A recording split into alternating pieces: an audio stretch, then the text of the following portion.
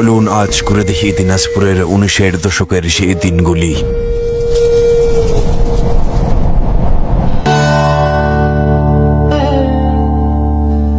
সেকালের পৌরসভা আজ কতই না পরিবর্তন। সেকালের গণেশতলার রাস্তায় মানুষের আনাগোনা, সে সময়ের গণেশতলা মন্দির, সেকালেও ছিল স্টেশন রোডের সেই মানুষের চিরচেনা ভিড়। সেই রাজকীয় তাজ বিল্ডিং আজও দাঁড়িয়ে রয়েছে কালের সাক্ষী হয়ে।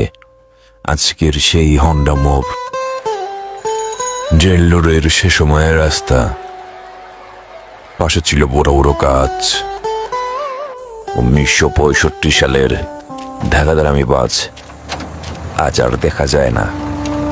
পার্বত্যপুর স্টেশনে সে সময়ের বাষ্পচালিত ট্রেন, কি অপরূপ দৃশ্য। এই ছিল দিনাজপুরের প্রথম ব্যাংক, যা পরে সোনালী ব্যাংক করা হয়েছে। এটি বীরগঞ্জের কোন এক গ্রামের দৃশ্য, যা 1950 সালে তোলা হয়েছিল।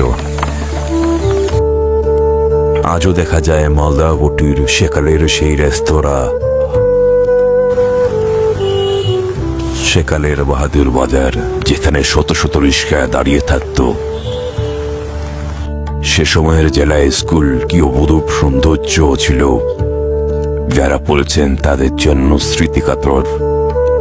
সেই মালদাপট্টির পুরাতন বাড়িটি আজও রয়ে গেছে। সেকালের সেই সঙ্গীত কলেজ, যা মাথা উঁচু করে আজও দাঁড়িয়ে রয়েছে, যেখানে চলে শিক্ষার্থীদের আনাগোনা। আজ সবকিছু বদলে গেছে, কিন্তু সেই দিনাজপুর এখনো আমাদের হৃদয়ে বেঁচে রয়েছে। সে সময়ে মানুষজন একে অপরকে নাম ধরে চিনত, আর প্রতিদিনের জীবন ছিল সহজ সরল। শহরের অলিগলি গুলো ছিল যেন এক একটি গল্পের বই। সে সময়ের তেভাগা আন্দোলন, যা কৃষকদের অধিকারের আদায়ের বিপ্লব ছিল। সন্ধ্যা নামলে বাজারে আলো জ্বলত, রেডিওতে বাজত পুরাতন গান, দোকান থেকে ভেসে আসত সিঙ্গারা আর চাপের বন্ধ।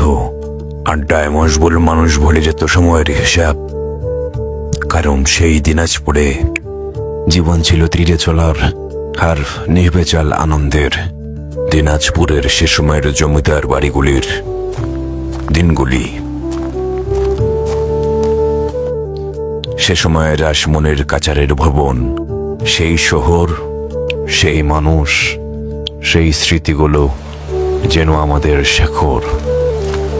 সেখান থেকে শুরু হয়েছিল আমাদের গল্প।